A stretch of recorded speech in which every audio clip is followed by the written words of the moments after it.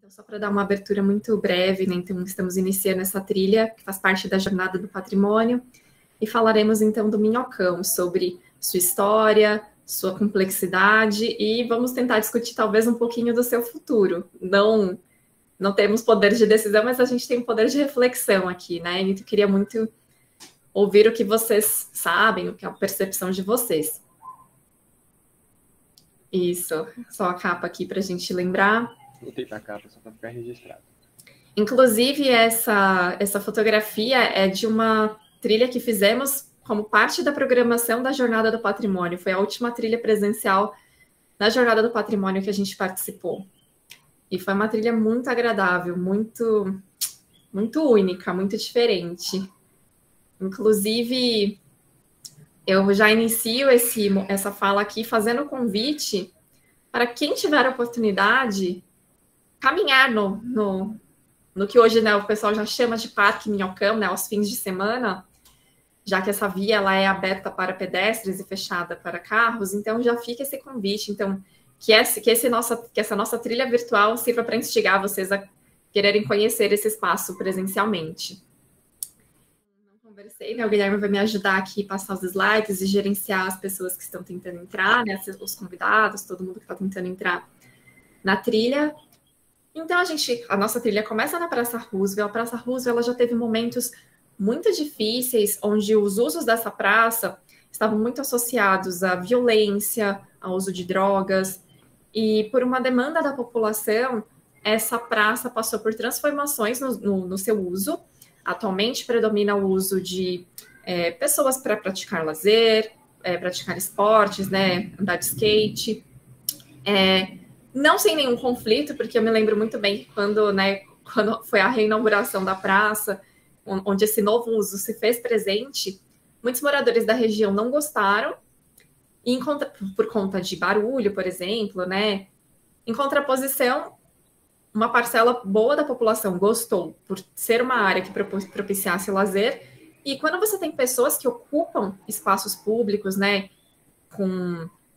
para a prática de esportes, atividades recreativas, isso torna o espaço mais seguro, simplesmente porque tem mais pessoas olhando, frequentando, as pessoas cuidam uma das outras. Então, isso foi visto de forma positiva. Guilherme, você quer complementar alguma coisa da Praça Roosevelt? Não, Michele, acho que você pegou um dos principais pontos aí, né? Eu acho que a própria Praça Roosevelt é um símbolo das dinâmicas de transformação da cidade, né? Já passando aí por momentos de apogeu, momentos de decadência, né? Assim como o próprio Minhocão, né? Que desde o seu primeiro tijolo, né? Desde o seu anúncio, sempre foi tudo muito rápido, né? Gerou forte repercussão e está conectada, né? Com esses momentos de transformação da região. Perdão, Michele. Muito bem, então vamos seguindo a nossa trilha. Acho que tem mais um videozinho só para a gente sentir o movimento da cidade nesse dia. Nossa, era um dia que estava ventando bastante, mas correu tudo bem.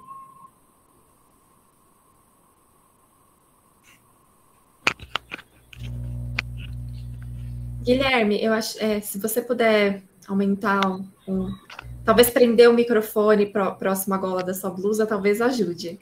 Ah, perfeito, gente. Obrigado. Obrigada por avisarem. E aqui só mais uma foto de um outro ângulo da Praça Roosevelt. Ela tem bastante concreto e as pessoas ali ocupando bicicleta. Pode seguir, Gui. E que para quem caminha nessas áreas vai perceber que é uma área que tem muitos grafites nos edifícios. Pode ir para o próximo, Gui. Esse é um dos nossos favoritos, né? A cidade é nossa, é muito emblemática, muito de acordo com o propósito do Instituto Trilhas, né? Então, onde a população se apropria do espaço público para lazer, para cultura, e é isso mesmo. E aí, então, a gente vislumbra o Minhocão e vamos seguindo por ele. Pode ir, Gui. Bom, primeiro, o Minhocão, ele chama popularmente Minhocão, né? Mas o nome dele, atual eu digo porque ele já teve outro nome anteriormente, mas o nome dele é Elevado João Goulart. O nome anterior a este era Elevado Costa e Silva, mas recentemente trocaram esse nome, foi feito uma espécie de um tratado na cidade, onde eles substituíram nomes de várias ruas, vias, que fazem referência e homenagem a certos aspectos da ditadura. Então, eles resolveram mudar o nome, então hoje ele se chama João Goulart, que foi o presidente que sofreu o golpe da ditadura de 64. E a gente tem aqui o traçado do Minhocão, então ele tem esse objetivo de conectar a Zona Leste à Zona Oeste. Ela é uma via bastante extensa e um importante objetivo era desafogar o trânsito de São Paulo. E sim, ele cumpre esse objetivo hoje, né? Então a gente tem que lembrar, a gente vai falar de várias críticas ao Minhocão, mas um ponto ele cumpre esse objetivo. Mas algo que foi curioso é que na data de inauguração dele, né, no dia da inauguração, teve um trânsito intenso, então houve um engarrafamento na data de inauguração, o que foi muito ressaltado nos jornais na época. Essa foi uma obra que foi inaugurada pelo Paulo Maluf, foi dentro do regime da ditadura, e essa obra ela foi feita em tempo recorde. Em 11 meses, eles conseguiram construir esse viaduto inteiro, o que é bastante impressionante. Eles utilizaram de um método de construção, usando peças pré-moldadas, onde você foi fazendo encaixes, né, onde essas peças se encaixavam e foram sendo colocadas, né, ao longo da via, e ela vai cobrindo, né, vai contornando, vai sobrepondo vias importantes da cidade. Pode passar, Gui. Eu falei que ela foi inaugurada em 1971, mas já em 1989, ela já sofre a sua primeira interdição, com horários restritos de funcionamento, então de segunda a sábado, das 21h30 às 6 da manhã, não poderia circular carros. E aí, por que a população já se incomodava com o funcionamento do Minhocão? Naquele momento, era principalmente devido ao barulho, porque essa população, né, imaginem essas pessoas que moram nesses prédios, ouvindo o fluxo de carros constantemente. E na madrugada, os moradores se queixavam bastante do fluxo convencional, mas eles alegavam ainda, como um fator adicional, que quando aconteciam acidentes, a coisa ficava ainda muito pior. Então, decidiu-se por fazer essa restrição, impedindo o fluxo de veículos durante a madrugada. Pode seguir, Guilherme. E eu acho que vale pontuar, né, que é marcante esse engarrafamento no primeiro dia, porque o Minhocão já foi construído vendendo-se a ideia de que seria a solução de todos os problemas do trânsito da região central para a Zona Oeste, especialmente, né? Quer dizer, nesse fluxo Zona Oeste e Zona Leste. Né? Perfeito, foi um evento até um tanto constrangedor, porque foi muito apontado, né? Logo na inauguração, ele não cumpriu com o propósito dele. E então, tá. Eu falei, então, que essa obra, né, ela levou 11 meses para ser feita, o que é considerado bastante rápido, e ela custou 40 milhões de cruzeiros, o que hoje poderia ser convertido em cerca de 400 milhões de reais. Podemos seguir aqui. O Minhocão, ele já tem muitos estudos, visto que ele é alvo de muita crítica, muita polêmica, e as três principais alternativas que são apontadas para ele até o momento são deixar como está, segunda, derrubar, desmontar o Minhocão inteiro, e a terceira, fazer ele virar um parque. Só que para fazer tudo isso, são necessários muitos estudos. Então, a gente já tem alguns estudos que mostram resultados, trazendo uma espécie de diagnóstico da área. Então, foi identificado, por exemplo, por um estudo feito pela prefeitura, que o Minhocão ele funciona como uma barreira para a cidade que está abaixo dele. Então, se a gente olha aqui, por exemplo, no nosso lado esquerdo, no bairro da Santa Cecília, a gente observa aqui, esse mapa ele está mostrando a renda média. Então, a renda média para o lado esquerdo, olhando para Santa Cecília e Higienópolis, ela é um pouco mais elevada do que a renda média para o lado de cima, né, da direita, mais para cima, onde a gente pega Campos Elíseos, e o Minhocão ele teria sido apontado não como a causa, né, mas como um participante desse fenômeno. Não só de renda, mas quando a gente vê o próximo mapa, Gui, que eu acho que é um mapa mais interessante, que ele olha a vulnerabilidade social. Então, a vulnerabilidade na parte de cima, onde a renda é inferior, a vulnerabilidade ela é maior. Esse relatório, ele aponta que essa vulnerabilidade, ela não é considerada baixa. Baixa seria naquele ponto vermelho ali em cima nos Campos Elíseos. Mas ainda assim, a gente consegue fazer uma leitura muito clara, né? Que o minhocão, ele de fato funciona como uma barreira. E para quem já teve a oportunidade de caminhar nos bairros ali embaixo do Minhocão, Santa Cecília, cruzar para os Campos Elíseos, a gente percebe essa barreira ali física se impondo na paisagem. A gente observa uma mudança de um lado para o outro muito nítida. Pode ir, Gui.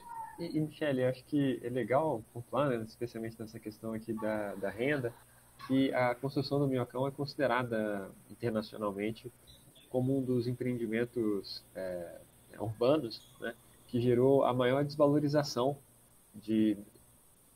no seu total, né, em decorrência especialmente da desvalorização dos imóveis no entorno e dessa criação dessa barreira, né, dessa desvalorização da região dos Campos Elíseos decorrente da barreira construída pelo Minhocão.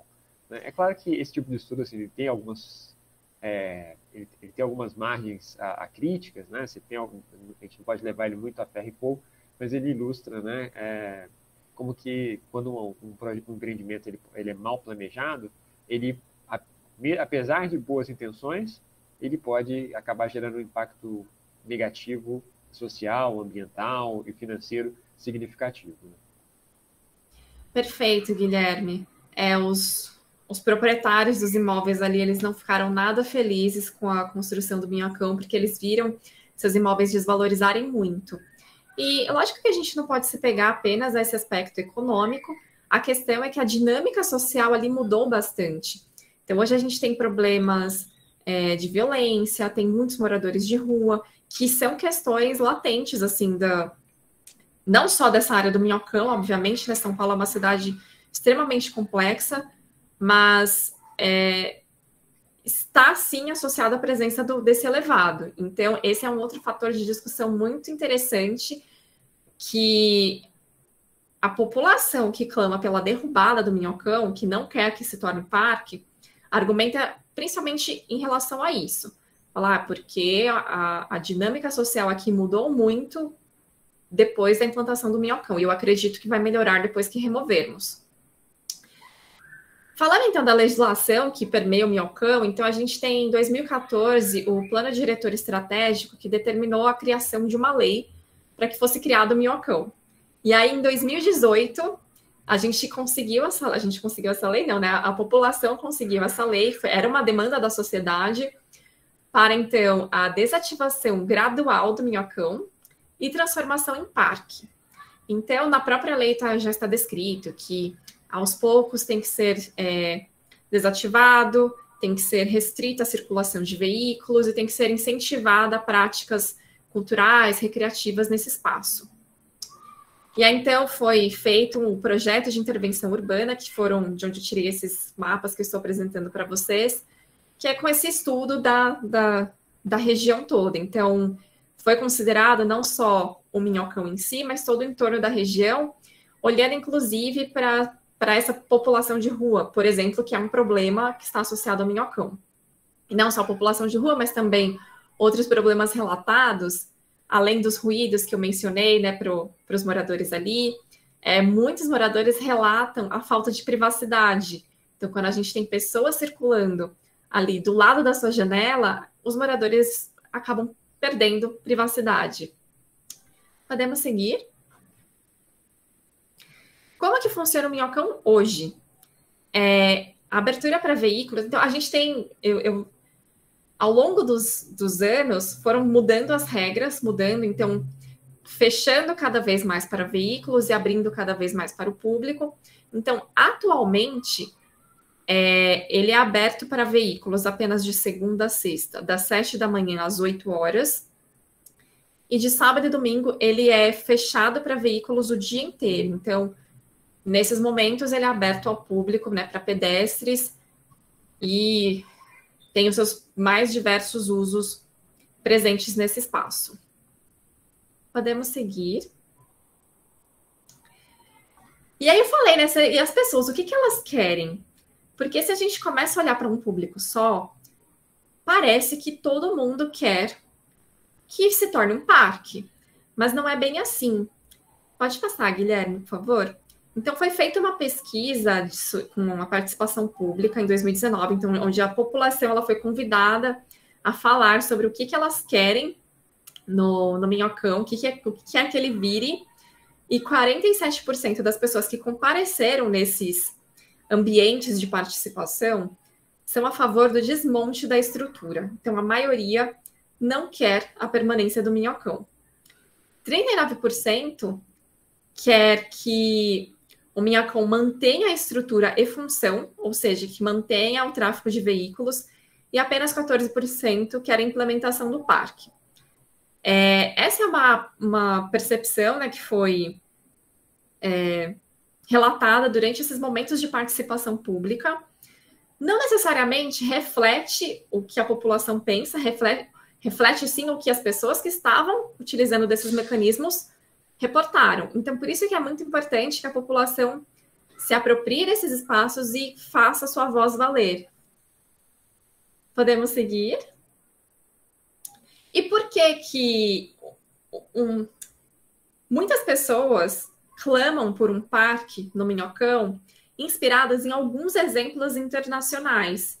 Um exemplo internacional muito emblemático, que o tempo todo tem sido associado ao Minhocão, é o parque chamado High Line, que fica nos Estados Unidos, em Nova York, que ele tem, sim, algumas similaridades. Então, o High Line ele era uma via elevada para passagem de trem, então ele tem os trilhos, e ele foi desativado e virou um parque. E é um dos parques mais emblemáticos de Nova York, ele recebe muitos turistas, e Guilherme, você pode ir passando rapidinho, tem algumas fotografias só para a gente traçar alguns paralelos. Tem atividades culturais, ele é muito ocupado, mas ele tem diferenças importantes. Então, por exemplo, o Minhocão ele tem uma largura de cerca de 14 metros. O High Line ele é bem mais estreito, se eu não me engano, ele tem cerca de 6 metros, eu preciso checar essa informação. Ele tem canteiros com vegetação, o que no Minhocão a gente não tem, aparentemente não sei se é possível fazer de maneira simples, seriam necessárias intervenções. E um outro fator é que o High Line de Nova York, ele não gera um impacto negativo tão intenso nas vias que estão abaixo dele, simplesmente porque ele não seguiu continuamente em cima de uma única via ou de poucas vias. Ele fez um traçado que cortava essas vias, então ele passava em cima de casas, por exemplo, ele fazia cortes na cidade que não demarcava essa linha tão precisa. E isso favoreceu com que as dinâmicas nessa cidade que está abaixo se mantivessem, tivesse uma manutenção mais saudável. Você quer complementar com algum detalhe, Guilherme? Sim. Eu acho que assim, faz todo sentido quando a gente busca inspirações de projetos bem-sucedidos lá fora, né? Bom, o Highline é um exemplo que é sempre muito comentado, porque afinal de contas virou um ponto turístico, né, de uma cidade muito conhecida, que é Nova York. Mas como você pontuou, né, você tem muitas diferenças, assim, e além das diferenças do próprio projeto, a gente tem as diferenças de timing, né, de contexto. Então, é uma coisa que é muito discutida, né, nas políticas públicas, nos trabalhos de governança, que é essa questão de que, olha, a gente pode estudar, a gente pode se inspirar, mas não adianta a gente achar que o que deu certo lá fora, se a gente replicar ipsis literis aqui dentro, ele vai funcionar também, né? Porque a gente tem todos os nossos contextos, toda a nossa dinâmica, toda a nossa realidade social, né? Então, dessa forma, fazendo uma homenagem aí à Semana de Arte de 22, a gente tem que ter uma antropofagia cultural, né? A gente tem que se inspirar, mas a gente tem que adaptar para a nossa realidade, né? Perfeito. Então, que a gente olhe para os outros exemplos e consiga incorporar de acordo com a nossa realidade. Tem um ponto interessante também, que Bom, para essas pessoas que clamam por um parque, e assim, só para deixar claro, eu acho que a cidade precisa sim de mais parques, mas que essas escolhas têm que ser feitas de maneira cuidadosa. E uma questão importante é que, quando o Minhocão ele foi construído, ele foi feito para um tempo de vida útil de 50 anos. E agora estamos completando 50 anos de Minhocão. Então, tecnicamente, ele já cumpriu a sua vida útil e ele precisaria de manutenções, talvez significativas. Obviamente que são necessários estudos de engenharia para verificar quais tipos de manutenções são importantes, mas algo que a gente consegue observar em uma caminhada no Minhocão, por exemplo, é que a gente não conseguiu nenhuma foto disso, mas a gente observa, por exemplo, em certas fissuras, certas rachaduras, plantas nascendo, o que é muito poético até, né? Quando a gente vê uma planta brotando do asfalto, brotando do concreto. Entretanto, isso é um mau sinal para essa estrutura, porque a planta ela precisa de água e de um substrato. Muitas conseguem ficar no asfalto como substrato, mas ela precisa de água. Se ela está nascendo ali, significa que ela tem água. E se você tem água numa estrutura dessa de concreto, isso é um mau sinal. Não é bom em termos de preservação dessa estrutura. Acho que a Cida... A Cida pediu para falar? Fica à vontade, Cida.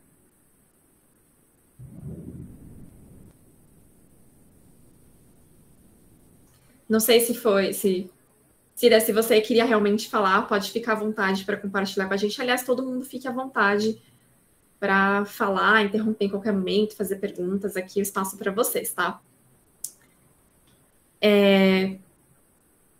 Além de todas essas questões, gente, eu espero que esse é um espaço para a gente trocar reflexões. Eu não prometo que a gente vai sair com uma conclusão daqui. Talvez a gente saia com mais perguntas do que quando a gente entrou.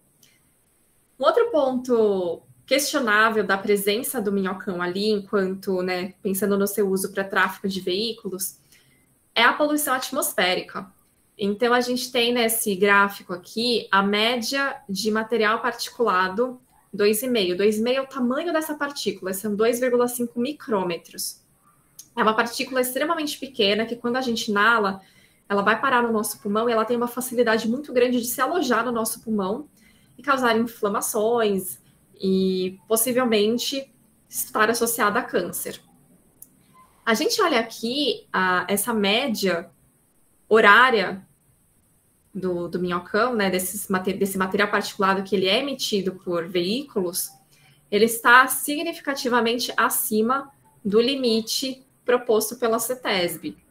Então, esse é uma argumentação que a população que mora ali usa para defender, né, a desativação do minhocão.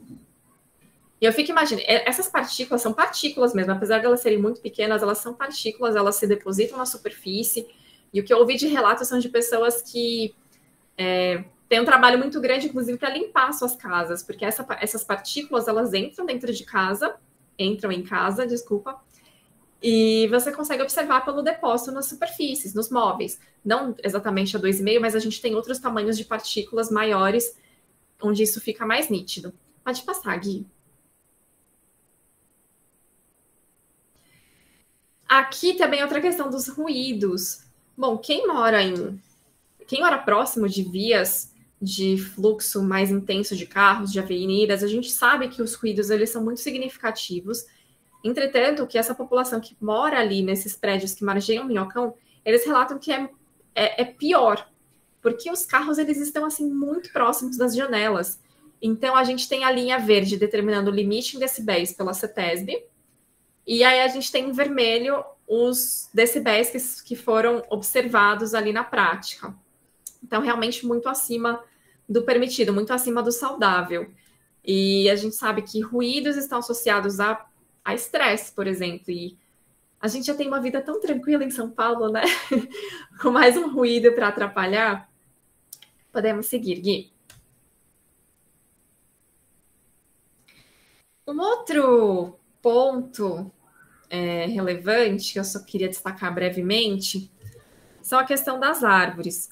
Ali no Minhocão, a gente não tem árvores, não é uma via elevada, né, que não comporta o plantio de árvores, e a gente tem um aumento de temperatura ali significativo, que a gente chama de ilha de calor, porque o asfalto ele aquece muito.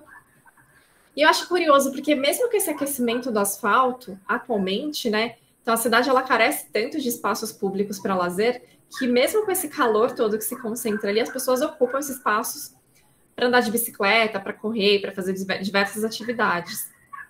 Então, mesmo com essa carência, a população tem ocupado esse espaço. As áreas verdes que a gente tem ali, o que a gente tem de plantas, são nas vias que estão sob o Minhocão, então a gente caminhando, a gente consegue observar as copas das árvores. E em algumas paredes verdes, inclusive algumas já foram até removidas por falta de manutenção. A parede verde, então, são essas plantas que são instaladas nas fachadas de determinados edifícios.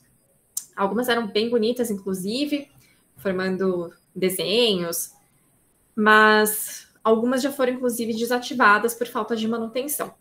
Só lembrando aqui, né, lembrando que o papel das árvores na cidade, né, então, além de toda uma manutenção da qualidade do ar em termos de poluentes, a depender da temperatura ambiente, ela pode reduzir essa temperatura entre 13 ou 20 graus Celsius, o que é muito significativo.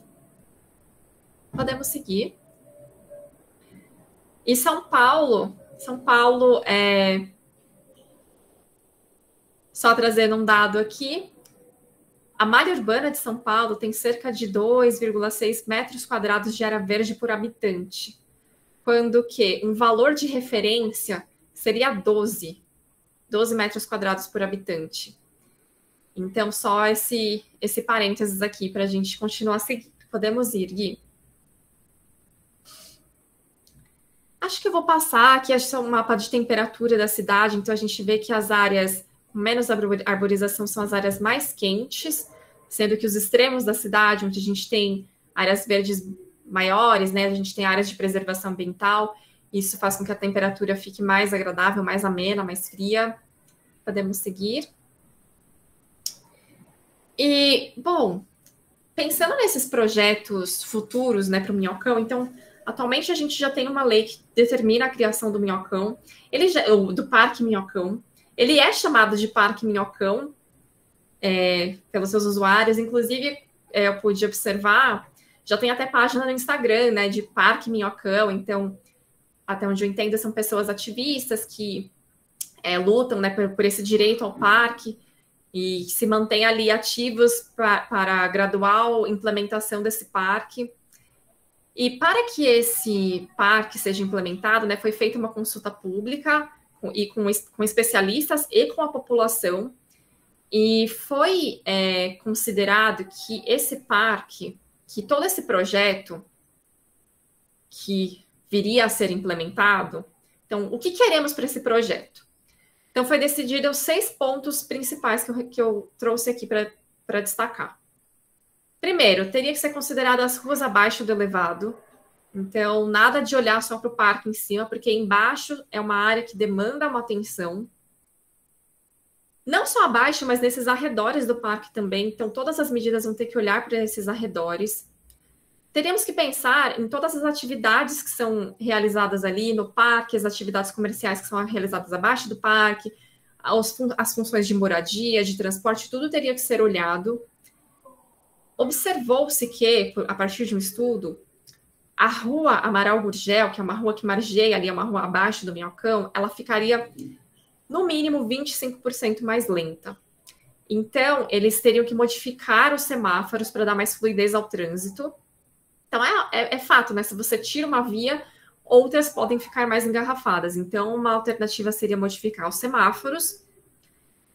E existe um terminal de ônibus que fica atualmente abaixo do elevado, que esse terminal teria que sair, mudança em toda a dinâmica, e esse parque teria que agradar a todos. Eu acho curiosa essa colocação, porque dificilmente um parque vai agradar a todos, dificilmente qualquer coisa agrada a todos, né? Então, Eu achei um pouco curiosa essa colocação que entrou no estudo, mas, de certa forma, é uma vontade de demonstrar que todas as partes serão ouvidas e todas as opiniões serão consideradas.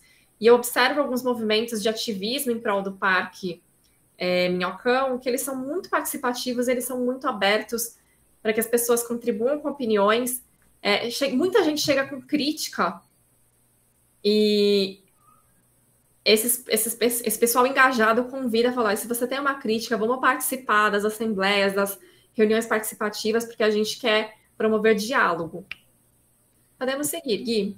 O outro ponto, né, eu acho que sempre é muito discutido quando fala do parque também, é a questão dos acessos, né, já que o acesso ali, o número de acessos, né, então tanto de entrada quanto de saída, né, dentro ali da área do elevado é pequeno, né, especialmente quando a gente compara com esses outros, imaginando uma possível necessidade de saída rápida da região.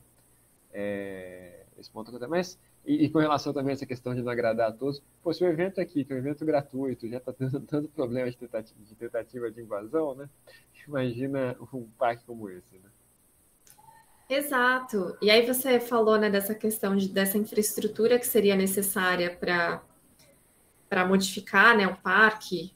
Então, essa foi uma questão que já foi dada, foi declarada. Então, as primeiras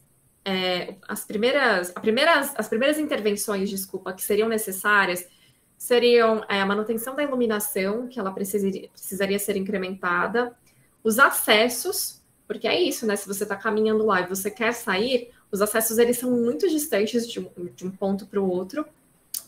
E um outro ponto que eu queria até, eu não me recordo agora se já foi instalado, é o guarda-corpo, porque que é uma medida de segurança, uma intervenção de segurança, porque ali é de uma altura relativamente elevada. Então, inclusive, há um ano, se eu não me engano, eu vi a notícia de que teve um acidente, uma pessoa passeando com um cachorro ali, e o cachorro pulou a mureta e caiu. Acontece, né?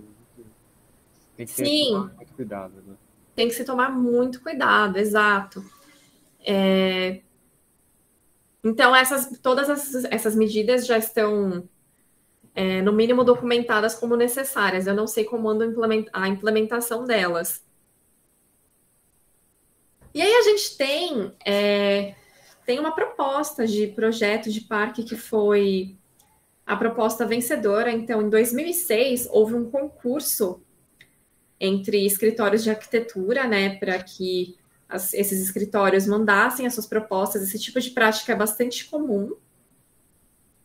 E aí, nesse concurso que aconteceu em 2006, um escritório foi o vencedor e eles propuseram um modelo de utilização para essa via bastante curioso e bastante misto, assim. Eu acho que eles levaram muito ao pé da letra essa questão de que esse novo espaço teria que agradar a todos. Aqui a gente tem uma imagem, está um pouco pequena, mas é uma imagem construída, né? Não é uma fotografia. E essa imagem é o que seria, né? O que é proposto para esse parque num futuro. Eu acho que nas próximas imagens a gente vai conseguir ver melhor. Isso, obrigada, Guilherme. Então, o primeiro ponto que a gente consegue observar é que a gente tem uma vidraçaria, né, ali instalada. Qual que é a ideia? Eles propõem que o Minhocão ele mantenha a sua função de tráfego de veículos, que seria dentro dessa parte que está envidraçada, e no seu topo seria permanente o parque. Então, na parte de cima, as pessoas poderiam utilizar o espaço como parque. Esse projeto, ele prevê, inclusive, algo que foi muito demandado pela população, uma integração com os edifícios. Então, a gente consegue ver aqui, por exemplo, uma passarela conectando o Minhocão com o edifício vizinho, esse edifício todo envidraçado. Que, por sinal, em termos de meio ambiente, de interno e externo, ele é péssimo. Ele demanda uma utilização de ar-condicionado. e pode ocasionar o que a gente chama de síndrome do edifício doente, né? Que aquele ar fica aprisionado lá dentro. Você tem uma série de hábitos, de estruturas ali que favorecem ao acúmulo de contaminantes dentro do prédio, além do superaquecimento, né? O prédio funciona como uma estufa. Mas desculpe um parênteses. Guilherme, você ia comentar alguma coisa? Não, só comentei que ele funciona como essa estufa, né? Então, a demanda de energia que é necessária para ar-condicionado, a potência do ar-condicionado que vai ser necessário, age tudo contra, né? Especialmente num clima como o nosso. No nosso clima não faz o menor sentido a gente ter adotado isso na arquitetura da cidade, e o pior é que a gente vê muitos prédios assim, né? Na própria Avenida Paulista, naquela área mais ali da Berrini, tem prédios... Pinheiros, exato. Então, são bem emblemáticos ali, toda essa vidraça formando uma estufa no prédio, demandando energia para ar-condicionado. O projeto do Minhocão, então, do parque, aqui a gente tem outra imagem construída, né, uma imagem modelada. Aqui seria na parte de baixo, né, nas vias abaixo do Minhocão. Então, eles preveem, né, a implementação de plantas suspensas no teto ao longo de todo o comprimento do Minhocão. Eles fizeram uma estimativa de que essas plantas elas conseguiriam filtrar cerca de 20% da emissão de gás carbônico emitida pelos carros. Podemos seguir, Gui. Como eu falei, né, esse projeto ele teria que olhar para a parte inferior do Minhocão. Então, na parte exatamente abaixo do Minhocão, são previstas áreas de lazer, incluindo aqui, né, tem espaços para circulação de bicicletas, espaços para convivência, e eles prevêem também a implementação de pontos comerciais, então lanchonetes, enfim, para trazer um movimento específico aqui para essa área, né? Então, quando você tem um comércio, você tem pessoas circulando, e isso do ponto de vista do urbanismo é bastante positivo. E vale destacar, né, que é proposta uma mudança na estrutura do Minhocão, né? Por exemplo, essa ampliação do vão para poder melhorar a circulação, né? E que esse tipo de projeto não é simples, né, nem barato, né? Ainda mais considerando que o Minhocão ele já está na sua idade avançada, né? Ele foi projetado, o tempo de vida, né, necessário para uma reforma estrutural já foi ultrapassado, né? Ele teria uma previsão aí de até 50 anos. E ele foi todo feito a partir dessa estrutura de concreto armado pré-moldado, né? Então, inclusive, a construção dele foi extremamente rápida quando a gente para pensar o tamanho da obra, né? Exato, Guilherme. Então, a gente está mostrando aqui essas imagens todas. Pode voltar por favor, Gui? A gente observa, inclusive, que existe uma área vazada, né, nesse teto, permitindo a entrada de luz. Então, vai ter que ser feita uma intervenção significativa para que esse parque, para que essa via aconteça dessa forma como foi proposto no projeto. E essa foi uma das críticas que apareceram, né, quando esse projeto foi o vencedor, porque ele é um dos projetos mais complexos e era o projeto mais caro, né, com orçamento mais elevado. E aí tem um grupo de pessoas, né, que é mais cética, que não vê vantagem em investir tanto dinheiro em um projeto que talvez não vá trazer o resultado esperado. E eu digo talvez não vá trazer o resultado esperado porque as pessoas já estão muito desconfiadas com o Minhocão, né? As pessoas que moram ali, muitas já pegaram até uma certa aversão, então elas querem se ver livre dessa estrutura. Podemos seguir, Gui.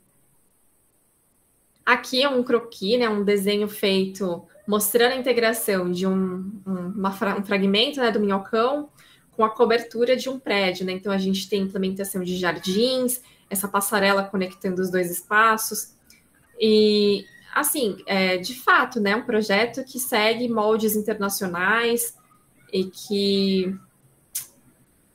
é da gente se pensar, né? Será que conseguiríamos fazer isso aqui? Porque se a gente conseguir, eu imagino que seria bom, seria muito bom. Mas eu entendo todo o receio das pessoas que têm uma certa desconfiança com a implementação desse projeto. Quer complementar com algo, Guilherme? É apenas destacar, né, que esse receio tem uma explicação histórica, né, considerando, né, essa estrutura que muitas vezes foi utilizada aqui no Brasil e em todo o restante do mundo, né? Vale a pena destacar também que isso aqui não é complexo de vira-lata, né? Isso é uma coisa que acontece no mundo inteiro, que é essa propensão urbanística, essa propensão do planejamento urbano de se considerar que a resposta para todos os problemas são sempre grandes projetos, né? Porque grandes projetos vão envolver grandes contratos, grandes licitações, grandes verbas de dinheiro, né? Que o projeto em si ele tem, né, claro, um impacto, seja positivo, seja negativo. Na verdade, ambos, né? Agora, a grande questão é o custo de oportunidade, né? O que está deixando de poder ser feito em virtude desse tipo de atividade, né? Ou seja, a questão das alternativas, a alternativa zero, as outras alternativas que foram excluídas, né? Não foram consideradas, em virtude da vencedora. Mas, né, isso são temas que a gente tem que estar o tempo discutindo, faz parte do processo democrático e participativo de ter esse tipo de discussão, né? Exatamente para a gente tentar melhorar o processo como um todo. Perfeito. E só para lembrar também que até a desativação do minhocão, né, a remoção de toda a estrutura, também não é uma alternativa exatamente simples, porque remover toda essa estrutura, eles estimam que levaria cerca de 2 anos e o orçamento ficaria em torno de 113 milhões de reais. Essa informação que eu obtive dos relatórios que eles publicaram. Então, a questão é, nenhuma alternativa é super simples de se implementar, por isso que a gente tem tanta discussão. E, bom, felizmente, né, que a gente tem bastante discussão e diálogo, porque provavelmente na época que o Minhocão foi construído, a gente não teve todo esse diálogo, né? Então, hoje a gente já tem... Um dos projetos mais rápidos já ofertados, né, apresentados, depois aceito e construído. Né? Então, e a gente fala que foi num contexto de ditadura militar. Então, hoje, felizmente, a gente tem esses mecanismos que promovem diálogo, participação pública, que nem sempre a gente utiliza nesses canais, então a gente gosta muito de incentivar que as pessoas participem para fazer, né, a voz delas serem ouvidas. E aqui a gente tem mais um croquis mostrando também, né, a integração desses prédios com o Minhocão, né, com o Parque Minhocão. E para quem caminhou lá no Minhocão, vai poder perceber, inclusive, que a gente já tem acredita-se que só essas notícias, só essa vontade, já tem uma lei, né, que determina a criação do Parque Minhocão, isso já gera uma mudança na dinâmica ali dessa região. Então, a gente já tem prédios, por exemplo, que foram construídos, prédios novos, prédios mais modernos, diferente dos prédios que a gente tinha ali anteriormente. Então, acredita-se que isso foi impulsionado por essas notícias, por essas notícias mesmo, né, de que a área se tornaria realmente um parque. Inclusive, pontuando, né, que faltam 10 minutos, tá? E a Sônia fez uma pergunta aqui, né? Ela colocou, né? Além dos custos e o prazo, quais as principais desvantagens em desativar? Boa pergunta. Bom, acho que uma questão que o público que é mais contrário a desativar o minhocão, pelos estudos que eu li, inclusive, Guilherme, no último, não precisa passar agora, mas recentemente, se eu não me engano, o Escritório de Arquitetura fez uma pesquisa com usuários diversos da região e é uma pesquisa de percepção. Então, assim, o que é que vocês querem e por que é que vocês querem?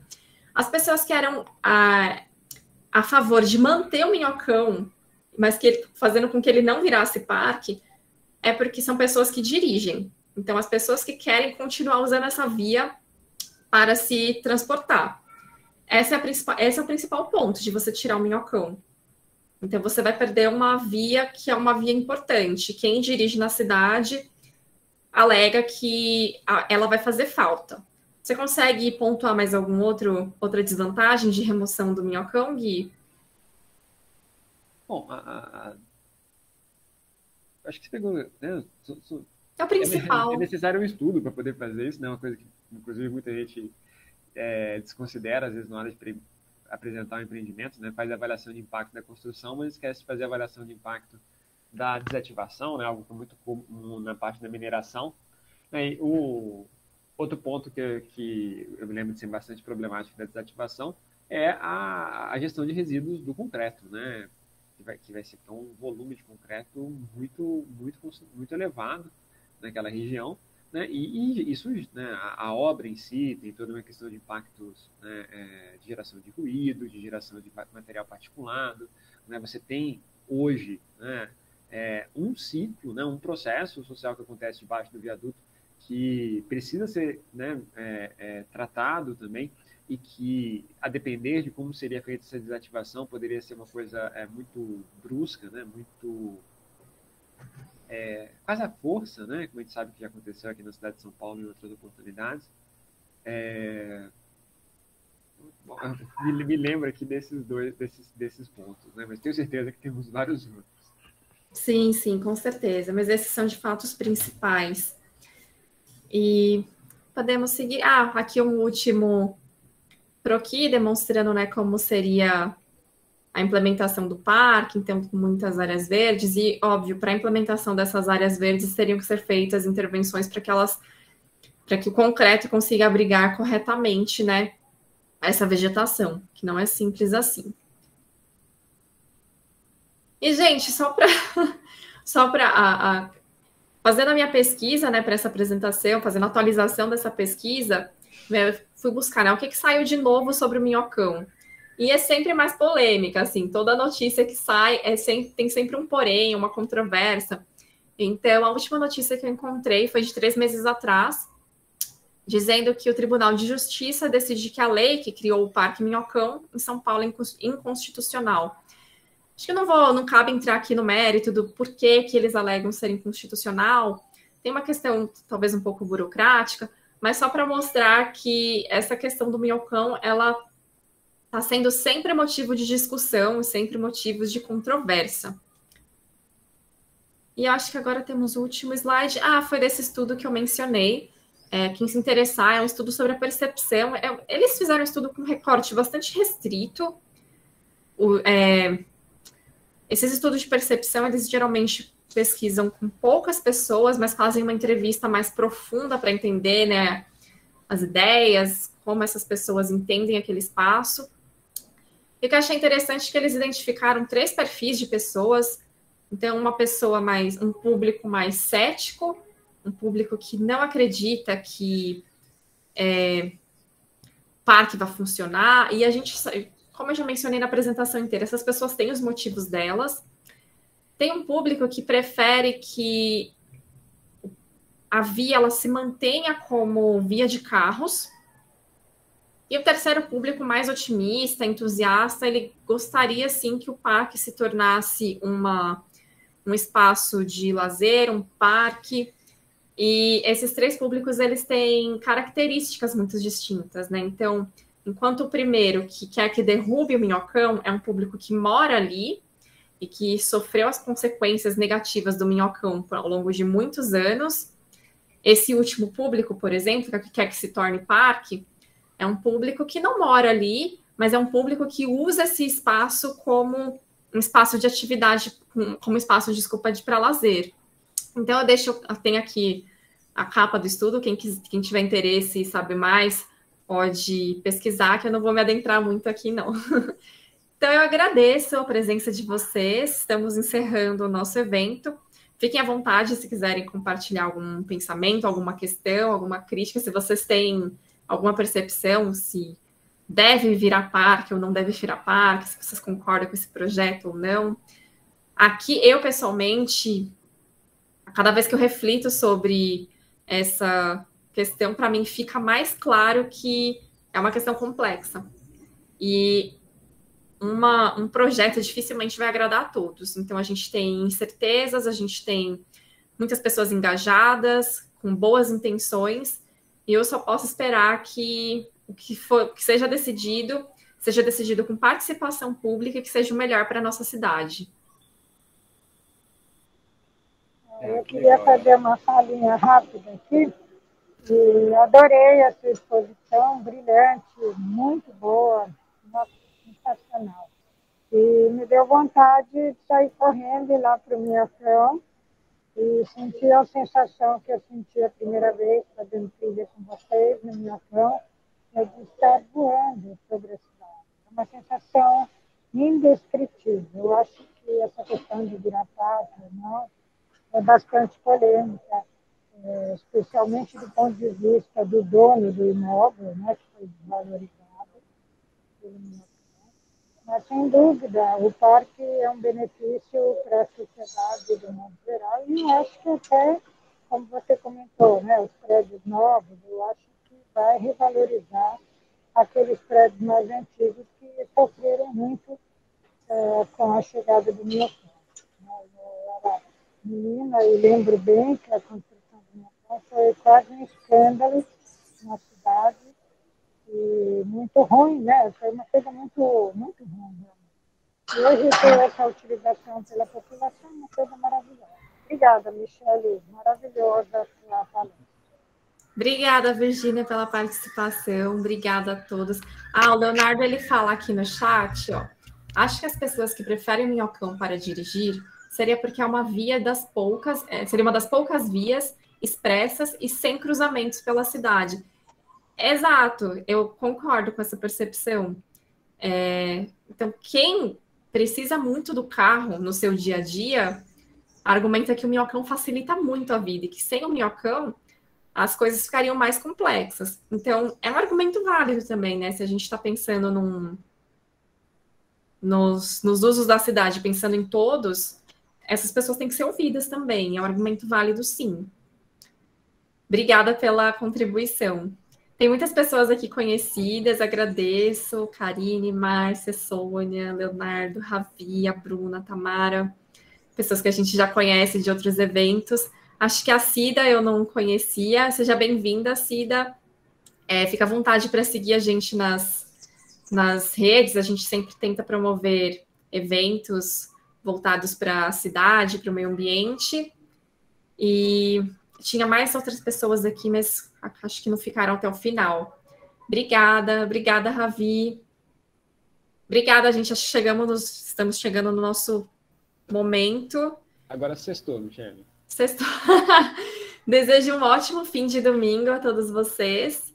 E nos vemos nos próximos eventos do Instituto Trilhas e no ano que vem na Jornada do Patrimônio, que eu espero que seja presencial. Vamos fazer a nossa trilha no Minhocão mesmo. E vamos. Como que será que estará daqui a um ano, né? Será que vai ter virado parque mais efetivamente, né? Porque ele já está nesse processo onde as pessoas chamam de parque, mas será que ele já vai ter mais cara de parque? Então, obrigada. Tchau. Obrigada, Michele. Boa tarde.